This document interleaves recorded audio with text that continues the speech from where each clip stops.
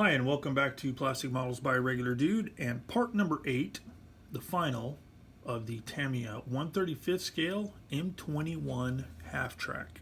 So here we are, folks. It's all finished.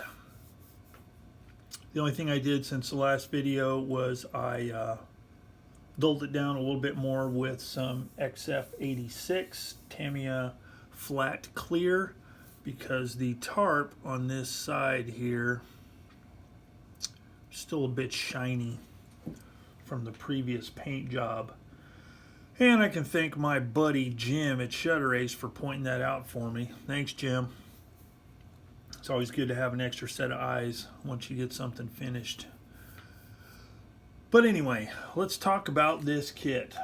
So as I stated in the opening video of this series, this kit is from the 70s.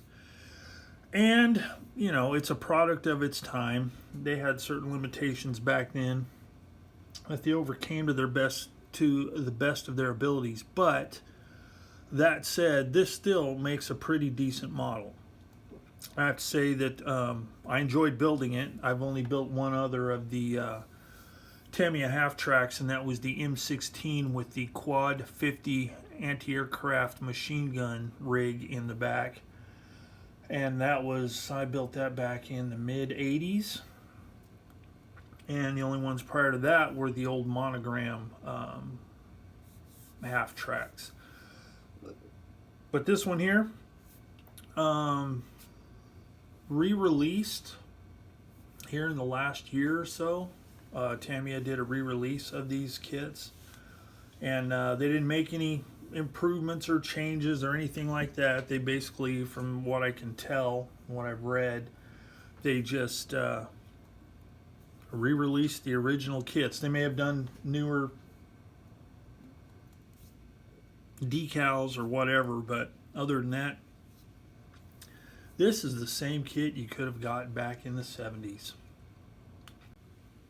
Construction was basically pretty easy. There wasn't anything really strange going on. Everything fit together as it should, as is typical of a kit of this vintage. There were some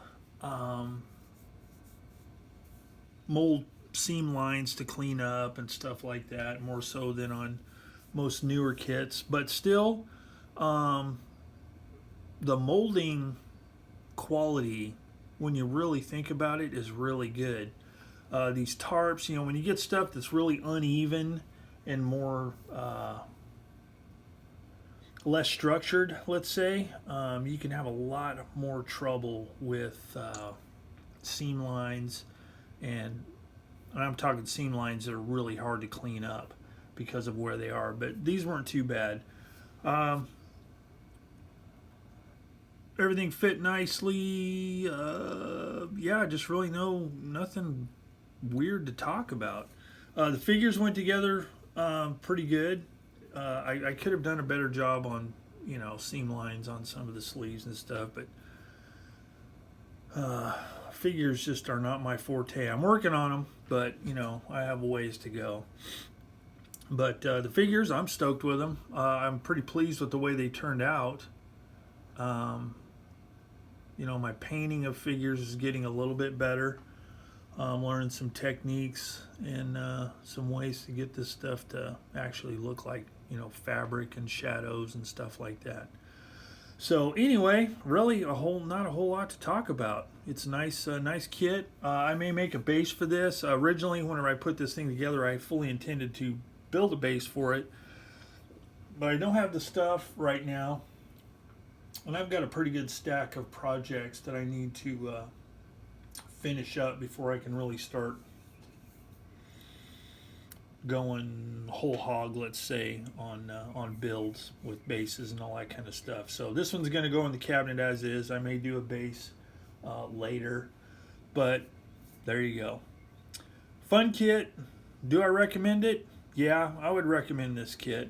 You know, if you want something that's fairly easy to build, no muss, no fuss, you don't mind cleaning up a few seams here and there, and that kind of thing, this is a great kit to do it with. Very inexpensive.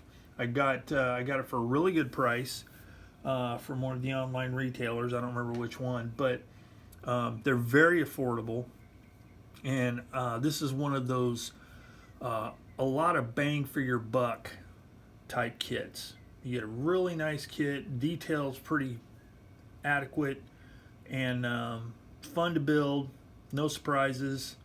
You can just build it, paint it, enjoy it, and not have to worry about too much. So good bang for your buck. I do recommend this kit.